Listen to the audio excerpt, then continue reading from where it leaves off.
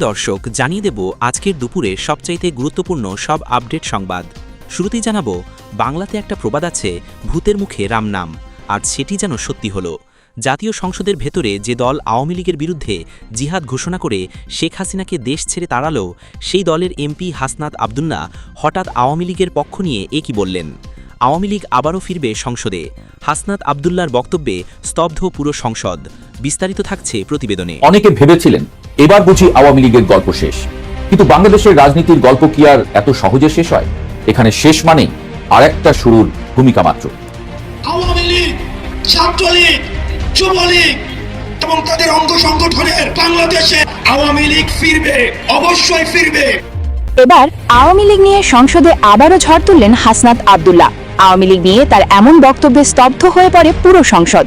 বেশ কিছুদিন আগে জনরায়ের মতামতকে উপেক্ষা করে সংসদে আওয়ামী লীগ নিষিদ্ধের বিতর্কিত একটি অবৈধ বিল পাশ করে বিএনপি। এরপর থেকে বিএনপিকে নিয়ে তৈরি হয় বেশ সমালোচনা। কিভাবে সংবিধানের বাইরে গিয়ে বিএনপি এমন আত্মঘাতী সিদ্ধান্ত নিয়েছে? এরপর থেকে আওয়ামী লীগ নিষিদ্ধ ইস্যুতে বেশ কিছুদিন ধরে এনসিপি প্রতিবাদ করে আসছিল। এবার সংসদে আওয়ামী লীগ নিয়ে ঝড় তুললেন হাসনাত আবদুল্লাহ। তার বক্তব্যে স্তব্ধ হয়ে পড়ে পুরো সংসদ। হাসনাত আবদুল্লাহ সংসদে দাঁড়িয়ে বলেন, মাননীয় স্পিকার, আমি কোনো রাজনৈতিক দলকে বিশেষভাবে আলাদা করতে চাই না। আজ আপনারা বড় একটি সমর্থন পাওয়া রাজনৈতিক দল আওয়ামী লীগকে এই সংসদে মানুষের মতামতের বাইরে গিয়ে অবৈধভাবে সংসদে নিষিদ্ধ করেছেন। এটি ছিল এই সরকারের একটি আত্মঘাতী সিদ্ধান্ত। জানিয়ে দেব, এদিকে নির্বাচনে জিতেই অ্যাকশনে ভারতের প্রধানমন্ত্রী নরেন্দ্র মোদি। ঘুম হারাম বিএনপি তারেক রহমানের। যে কোনো সময় বাংলাদেশ অভিযান চালাতে পারে ভারত। আওয়ামী লীগের পক্ষ নিয়ে সুসংবাদ দিল শেখ হাসিনাকে। ঘুরে গেল আওয়ামী লীগের রাজনীতির মোড়। বিস্তারিত থাকছে প্রতিবেদনে। এদিকে নির্বাচনে জিতেই অ্যাকশনে ভারতের প্রধানমন্ত্রী নরেন্দ্র মোদি। ঘুম হারাম তারেক রহমানের। যে কোনো সময় বাংলাদেশে অভিযান চালাতে পারে ভারত। শেখ হাসিনার পক্ষ নিয়ে আওয়ামী লীগকে দিয়েছেন ভয়ানক সুসংবাদ। এদিকে পশ্চিমবঙ্গের বিধানসভা নির্বাচনে ভোটে জিতেই তারেক রহমানকে অবৈধ প্রধানমন্ত্রী বলে ঘোষণা করল ভারতের প্রধানমন্ত্রী নরেন্দ্র মোদি। হাসিনা ওয়াজেদ বৈধ প্রধানমন্ত্রী, এরা অবৈধ। দর্শক, ঠিক এমন ভাবেই তারেক রহমানকে অবৈধ প্রধানমন্ত্রী বলে ঘোষণা দিয়েছে শুভেন্দু অধিকারী এবং নরেন্দ্র মোদি পর্যন্ত। জানিয়ে দেব, খুনি ফ্যাসিস্ট ডক্টর ইউনূস ও তার দোসর উপদেষ্টাদের ব্যাপক অনিয়ম দুর্নীতির দায়ী বাংলাদেশে। আজ দেশের আকাশে আজ ভাসছে শিশুদের নীরব আর্তনাদ। আমরা হারাচ্ছি এক একটি স্বপ্ন, এক একটি ভবিষ্যৎ। মৃত্যুর মিছিল থেমে যাক, নিষ্পাপ শিশুরা নিরাপদ জীবন পাক। বিস্তারিত জানাবো ভিডিওতে। আওয়ামী লীগ মানেই বাংলাদেশ, এই নামের সঙ্গে জড়িয়ে আছে স্বাধীনতা সংগ্রাম, উন্নয়ন আর বাঙালির আত্মপরিচয়ের ইতিহাস। ভাষা আন্দোলন থেকে মুক্তিযুদ্ধ, রাষ্ট্র গঠন থেকে আধুনিক বাংলাদেশ বিনির্মাণ, প্রতিটি গুরুত্বপূর্ণ অধ্যায়ের আওয়ামী লীগের অবদান চিরস্মরণীয়। তাই আওয়ামী লীগকে মুছে ফেলা বাংলার জমি থেকে সম্ভব নয়। বিস্তারিত থাকছে প্রতিবেদনে। আমাদের নেত্রী শেখ হাসিনা, তারে আমরা চাই। আবার কেন তাকে চাই? আমাকে ভালো ছিল, সে ভালো কাজ করছে, সে যে দেশে কাজ করছে 50 না 70-80 বছর যদি একটা লোক ক্ষমতা করে, সে এরকম কাজ করতে পারবো না। আওয়ামী লীগ দেশে আসবি, আইজ একবার 1 বছর পর আসবি। দেশে যে পরিস্থিতি দেখতেছি, আওয়ামী লীগ সবাই চাইবো। 100-এর ভিত্তিতে যারা 100% যারা আওয়ামী লীগে খেদাইছে, 100% মানুষ এবার আওয়ামী লীগে আনবে। এগুলো মৃত্যু নয়, ইউনুস গঙের মূর্খতায় হওয়া হত্যাকাণ্ড। হামে 311। শিশু মৃত্যু নিয়ে সাংবাদিক নাজনীন মুন্নির ক্ষোভ। মাত্র 1.5 মাসে দেশে হামে আক্রান্ত হয়ে 311 জন শিশুর মর্মান্তিক মৃত্যু। স্বাস্থ্যখাতের চরম অবনতি। আজ একদিনেই প্রাণ হারিয়েছে 17টি অবুঝ শিশু। বিপুল এই শিশু মৃত্যুকে স্রেফ অবহেলাজনিত হত্যাকাণ্ড বলে আখ্যা দিয়েছেন জ্যেষ্ঠ সাংবাদিক নাজনীন মুন্নি। অন্তর্বর্তী সরকার অর্থাৎ ইউনুস গঙের ড্যাম কেয়ার ভাব ও মূর্খতাকেই এই লাশের পাহাড়ের জন্য সরাসরি দায়ী করেছেন তিনি। দেশে হামের প্রকোপে শিশু মৃত্যুর হার এবার ভয়াবহ রূপ ধারণ করেছে। গত 1.5 মাসে হামের মতো একটি প্রতিরোধযোগ্য রোগে ভুগে 311 জন শিশুর মর্মান্তিক মৃত্যু হয়েছে। এর মধ্যে কেবল আজ একদিনেই বিনা চিকিৎসায় প্রাণ হারিয়েছে 17টি শিশু। স্বাস্থ্যখাতের এমন চরম ব্যর্থতা ও অন্তর্বর্তী সরকারের নীরবতা নিয়ে তীব্র ক্ষোভ প্রকাশ করেছেন দেশের পরিচিত সাংবাদিক নাজনীন মুন্নি। সামাজিক যোগাযোগ মাধ্যমে দেয়া একটি তীক্ষ্ণ ও কড়া বার্তায় তিনি এই শিশু মৃত্যুকে নিছক কোনো ঘটনা নয়, বরং কাঠামোগত অবহেলার কারণে হওয়া হত্যাকাণ্ড বলে দাবি করেছেন। এই বিপর্যয়ের জন্য তিনি সরাসরি অন্তর্বর্তীকালীন সরকার ও ডক্টর মোহাম্মদ ইউনুসের নেতৃত্বাধীন প্রশাসনকে দায়ী করেন। ক্ষোভ প্রকাশ করে সাংবাদিক নাজনীন মুন্নি লেখেন, একদিনে 17 জন আর মাত্র 1.5 মাসে 311টি শিশু হামে ধুকে ধুকে মারা গেল। এটা কোনো স্বাভাবিক মৃত্যু নয়, স্রেফ আপনাদের অর্থাৎ ইউনুস গংয়ের মূর্খতা আর ড্যাম কেয়ার ভাবের কারণে হওয়া হত্যাকাণ্ড। এর আগে এই মৃত্যুর দায়ভার নিয়ে প্রশ্ন তুলে তিনি মন্তব্য করেছিলেন যে এই অবুঝ শিশুগুলো কি পতিত সরকারের দোসর ছিল যে তাদের এমন করুণ পরিণতি ভোগ করতে হলো? সংশ্লিষ্টরা মনে করছেন সাংবাদিক নাজনীন মুন্নির এই মন্তব্য স্বাস্থ্যখাতের বর্তমান ভঙ্গুর দশাকেই আঙুল দিয়ে দেখিয়ে দিচ্ছে। মাত্র 1.5 মাসে এতগুলো শিশুর প্রাণহানির ঘটনায় সাধারণ মানুষের মাঝেও চরম ক্ষোভ ও হতাশা বিরাজ করছে। সামাজিক যোগাযোগ মাধ্যমে অনেকেই এই পোস্টটি শেয়ার করে বর্তমান অন্তর্বর্তী সরকার অর্থাৎ ইউনুস গংয়ের জবাবদিহিতা এবং স্বাস্থ্যখাতে দ্রুত জরুরি ব্যবস্থা গ্রহণের দাবি জানাচ্ছেন। সাধারণ নেটিজেনদের প্রশ্ন, লাশের এই পাহাড়ের ওপর দাঁড়িয়ে প্রশাসন আর কতদিন নীরবতা পালন করবে? শেখ হাসিনাকে মাইনাস করে রিফাইন্ড আওয়ামী লীগ গঠনের প্রস্তাব দিয়েছিল যুক্তরাষ্ট্র। ডক্টর শাম্মী আহমেদ। শেখ হাসিনাকে বাদ দিয়ে দল পুনর্গঠন বা রিফাইন্ড আওয়ামী লীগ তৈরির মার্কিন প্রস্তাবের চাঞ্চল্যকর তথ্য প্রকাশ। প্রস্তাবের জবাবে গঠনতান্ত্রিক উপায়ে কাউন্সিলের উপর জোর দেওয়ার দাবি। বর্তমান পরিস্থিতিতে প্রকাশ্যে যোগাযোগ না হলেও বিদেশি কূটনৈতিকদের সাথে নিয়মিত আনঅফিসিয়াল যোগাযোগের স্বীকারোক্তি। মার্কিন যুক্তরাষ্ট্রের দূতাবাস থেকে দলীয় প্রধান শেখ হাসিনাকে বাদ দিয়ে একটি রিফাইন্ড আওয়ামী লীগ বা পুনর্গঠিত দল তৈরির প্রস্তাব দেওয়া হয়েছিল বলে চাঞ্চল্যকর দাবি করেছেন আওয়ামী লীগের আন্তর্জাতিক বিষয়ক সম্পাদক ডক্টর শাম্মী আহমেদ। সম্প্রতি সামাজিক যোগাযোগ মাধ্যমে ছড়িয়ে পড়া একটি ভিডিও বার্তায় তিনি এই দাবি করেন। ভিডিও বার্তায় মার্কিন রাষ্ট্রদূতের সাথে হওয়া আলোচনার বিষয়ে স্পষ্ট করে ডক্টর শাম্মী আহমেদ বলেন, আমেরিকান অ্যাম্বাসেডর সরাসরি আমাকে শেখ হাসিনাকে মাইনাস করে রিফাইন্ড আওয়ামী লীগ বা দল পুনর্গঠনের প্রস্তাব দিয়েছিলেন। তবে মার্কিন দূতাবাসের এমন প্রস্তাবের জবাবে তিনি কি বলেছিলেন সেটিও পরিষ্কার করেছেন এই নেত্রী। ডক্টর শাম্মী আহমেদ জানান, তিনি রাষ্ট্রদূতকে স্পষ্টভাবে জানিয়ে দেন যে আওয়ামী লীগ একটি গণতান্ত্রিক রাজনৈতিক দল। দলের গঠনতন্ত্র অনুযায়ী যে কোনো পরিবর্তন বা সিদ্ধান্ত কেবল দলীয় কাউন্সিলের মাধ্যমেই নির্ধারিত হতে পারে। বর্তমান রাজনৈতিক প্রেক্ষাপটে আওয়ামী লীগের সাথে বিদেশি কূটনৈতিকদের সম্পর্কের বিষয়েও তিনি খোলামেলা কথা বলেন। তিনি স্বীকার করেন, বর্তমানে পরিবর্তিত পরিস্থিতিতে আওয়ামী লীগ একটি নিষিদ্ধ সংগঠন হওয়ায় বিদেশি কূটনৈতিকরা প্রকাশ্যে তাদের সাথে বসতে বা কথা বলতে চান না। তবে পুরনো সম্পর্কের ভিত্তিতে পশ্চিমা দেশগুলোর সাথে তাদের আনঅফিসিয়াল বা অপ্রাতিষ্ঠানিক যোগাযোগ পুরোদমে অব্যাহত রয়েছে। এ প্রসঙ্গে তিনি ব্রিটিশ হাইকমিশনের সাথে তার সাম্প্রতিক আলোচনার উদাহরণ টেনে জানান, এসব বৈঠকের বিস্তারিত নোট তৈরি করে দলের শীর্ষ পর্যায়ে টপ লেভেলে পৌঁছে দেওয়াই তার মূল দায়িত্ব। ডক্টর শাম্মী আহমেদের এই ভিডিও বার্তাটি রাজনৈতিক মহলে নতুন করে আলোচনার জন্ম দিয়েছে। বিশেষ করে শেখ হাসিনাকে বাদ দিয়ে দল পুনর্গঠনের মার্কিন প্রস্তাবের বিষয়টি দেশের রাজনৈতিক অঙ্গনে ব্যাপক কৌতূহল তৈরি করেছে। জানলে রাস্তায় নামতাম না, শেখ হাসিনাই ভালো ছিল, আক্ষেপ এক তরুণীর। জুলাই আগস্টের গণ অভ্যুত্থানে অংশ নেওয়া এক তরুণীর ক্ষোভ ও হতাশা প্রকাশ। টাকা না দেওয়ায় এবং গণমাধ্যমে কথা বলায় আহতদের তালিকা থেকে নাম বাদ দেওয়ার অভিযোগ। সমন্বয়ক ও উপদেষ্টাদের বিরুদ্ধে সাধারণ মানুষের সঙ্গে প্রতারণা এবং ভিআইপি হয়ে যাওয়ার অভিযোগ।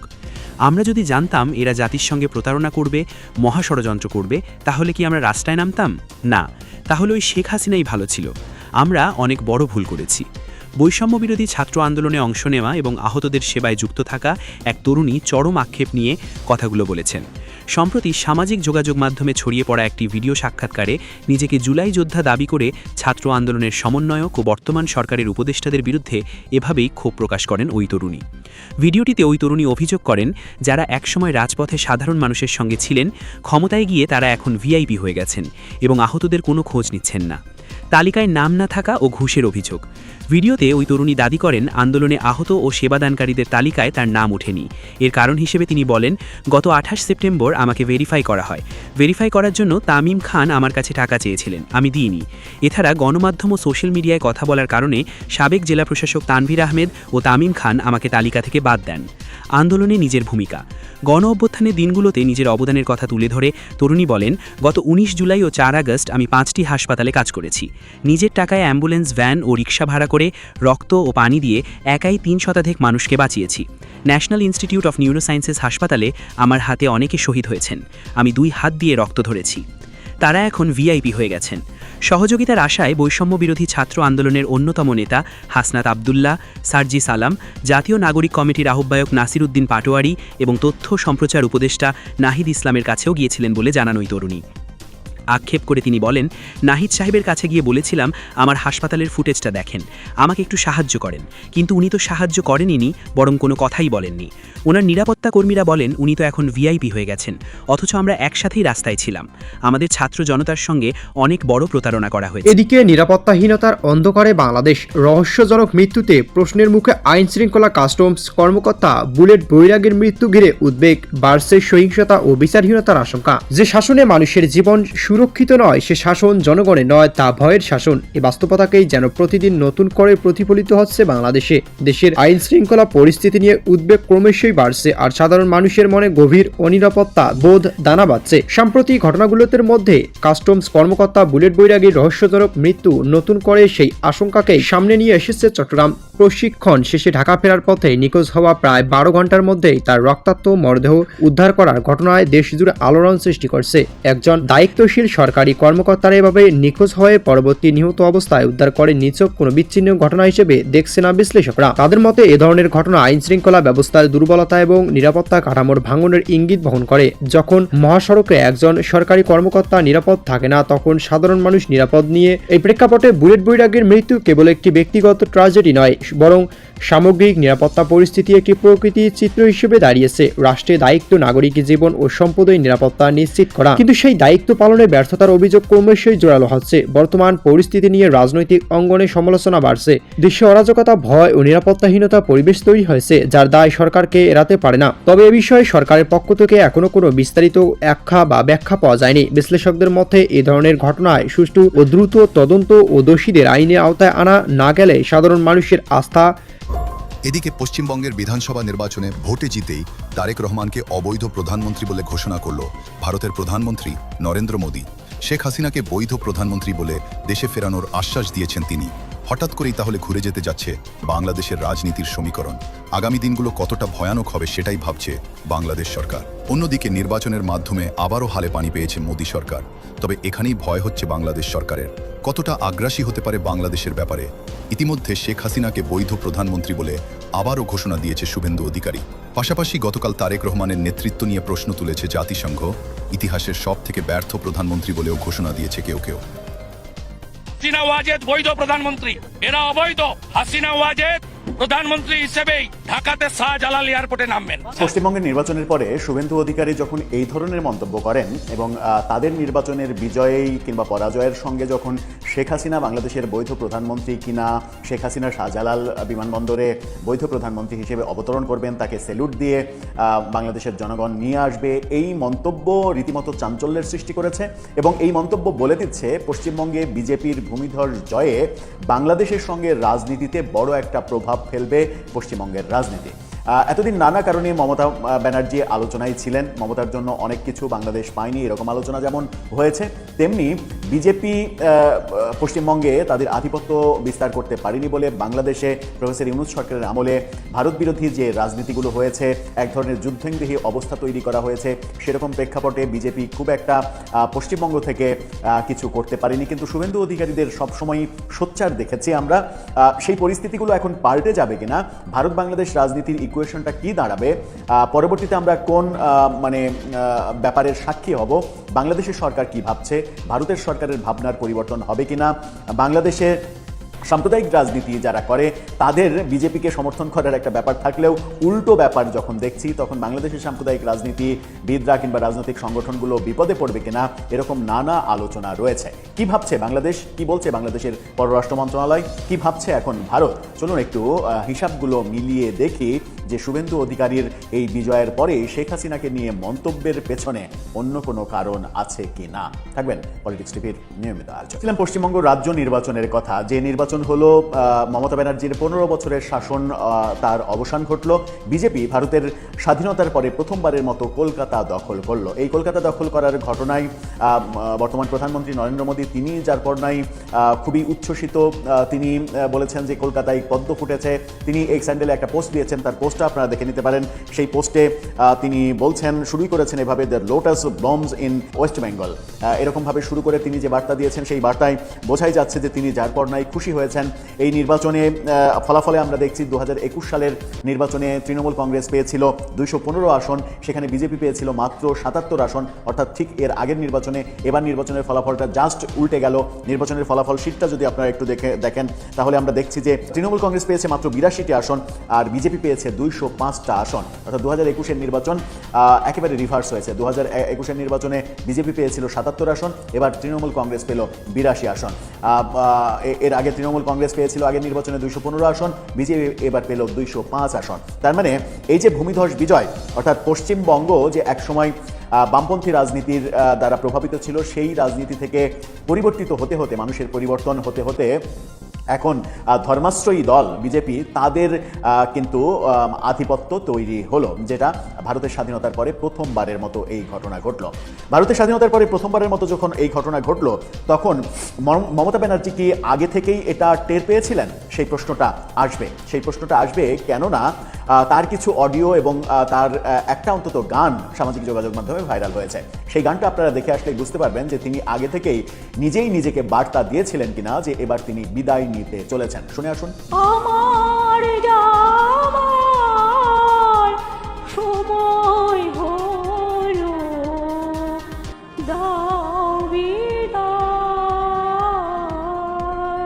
এই যে বিদায় চাওয়ার গান, এই বিদায় চাওয়ার গানের মাধ্যমে তিনি আগেই বার্তা দিয়েছিলেন যে তার বিদায় হতে চলেছে, এরকমটাই ধারণা করা হচ্ছে। এখন আসা যাক বাংলাদেশের সঙ্গে রাজনীতিটা কোন দিকে যাবে। শুভেন্দু অধিকারী যে মন্তব্য করলেন, মানে তাদের বিজয়ের পরে তিনি শেখ হাসিনাকে নিয়ে মন্তব্য করলেন, শেখ হাসিনাকে বাংলাদেশের বৈধ প্রধানমন্ত্রী বললেন, শাহজালাল বিমানবন্দরে তিনি অবতরণ করবেন প্রধানমন্ত্রী হিসেবে, এই কথা বললেন। এর বাস্তবতা আদৌ কি আছে? উত্তর হচ্ছে এর বাস্তবতা আদৌ নেই। হ্যাঁ, একটা ব্যাপার হতে পারে, সেটা হচ্ছে যে ভারত যদি মনে করে যে বাংলাদেশের ওপরে চাপ প্রয়োগ করা এবং সেই চাপে যুক্তরাষ্ট্রকে সহ নিয়ে একটা চাপ প্রয়োগ করার চেষ্টা যদি করে, তাহলে হয়তো সফলতা আসতে পারে, যেটা হচ্ছে যে আওয়ামী লীগকে রাজনীতি করতে দেয়া। আওয়ামী লীগের রাজনীতিতে ফেরাটা হয়তো একটু দ্রুততার সঙ্গে হতে পারে পশ্চিমবঙ্গের এই সরকার বদলের ক্ষেত্রে। তাছাড়া অন্য কোনো ঘটনা ঘটার সম্ভাবনা খুবই কম। কিন্তু একটা ব্যাপার খুবই লক্ষণীয়, সেটা হচ্ছে যে ভারতের এই বিজেপি হিন্দুত্ববাদী সংগঠন এবং সাম্প্রদায়িক রাজনীতি যারা মূলত করে, তাদের যখন পশ্চিমবঙ্গে বিজয় হলো, তখন বাংলাদেশের সাম্প্রদায়িক রাজনীতি যারা করে তাদের খুশি হওয়ার কথা ছিল। কিন্তু বাংলাদেশে পশ্চিমবঙ্গের নির্বাচনের পরে শুভেন্দু অধিকারী যখন এই ধরনের মন্তব্য করেন এবং তাদের নির্বাচনের বিজয় কিংবা পরাজয়ের সঙ্গে যখন শেখ হাসিনা বাংলাদেশের বৈধ প্রধানমন্ত্রী কিনা, শেখ হাসিনা শাহজালাল বিমানবন্দরে বৈধ প্রধানমন্ত্রী হিসেবে অবতরণ করবেন, তাকে স্যালুট দিয়ে বাংলাদেশের জনগণ নিয়ে আসবে, এই মন্তব্য রীতিমতো চাঞ্চল্যের সৃষ্টি করেছে। এবং এই মন্তব্য বলে দিচ্ছে পশ্চিমবঙ্গে বিজেপির ভূমিধস জয়ে বাংলাদেশের সঙ্গে রাজনীতিতে বড় একটা প্রভাব ফেলবে পশ্চিমবঙ্গের রাজনীতি। এতদিন নানা কারণে মমতা ব্যানার্জি আলোচনায় ছিলেন, মমতার জন্য অনেক কিছু বাংলাদেশ পায়নি, এরকম আলোচনা যেমন হয়েছে, তেমনি বিজেপি পশ্চিমবঙ্গে তাদের আধিপত্য বিস্তার করতে পারেনি বলে বাংলাদেশে প্রফেসর ইউনূস সরকারের আমলে ভারত বিরোধী যে রাজনীতিগুলো হয়েছে, এক ধরনের যুদ্ধংদেহী অবস্থা তৈরি করা হয়েছে, সেরকম প্রেক্ষাপটে বিজেপি খুব একটা পশ্চিমবঙ্গ থেকে কিছু করতে পারেনি। কিন্তু শুভেন্দু অধিকারীদের সবসময়ই সোচ্চার দেখেছি আমরা।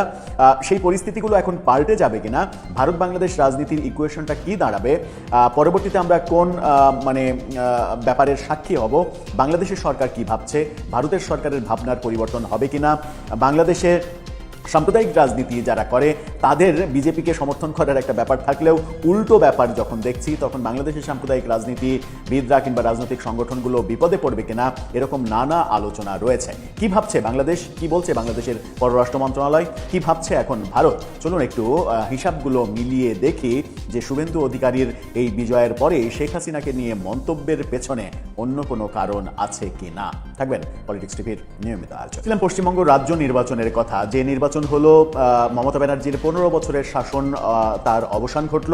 বিজেপি ভারতের স্বাধীনতার পরে প্রথমবারের মতো কলকাতা দখল করলো। এই কলকাতা দখল করার ঘটনায় বর্তমান প্রধানমন্ত্রী নরেন্দ্র মোদী, তিনি যার পরনাই খুবই উচ্ছ্বসিত। তিনি বলেছেন যে কলকাতায় পদ্ম ফুটেছে। তিনি এক্স হ্যান্ডেলে একটা পোস্ট দিয়েছেন, তার পোস্টটা আপনারা দেখে নিতে পারেন। সেই পোস্টে তিনি বলছেন, শুরুই করেছেন এভাবে, the lotus blooms in West Bengal, এরকমভাবে শুরু করে তিনি যে বার্তা দিয়েছেন, সেই বার্তায় বোঝাই যাচ্ছে যে তিনি যার পরনাই খুশি হয়ে হয়েছেন। এই নির্বাচনে ফলাফলে আমরা দেখছি 2021 সালের নির্বাচনে তৃণমূল কংগ্রেস পেয়েছিল 215 আসন, সেখানে বিজেপি পেয়েছিল মাত্র 77 আসন, অর্থাৎ ঠিক এর আগের নির্বাচনে। এবার নির্বাচনের ফলাফলটা জাস্ট উল্টে গেল।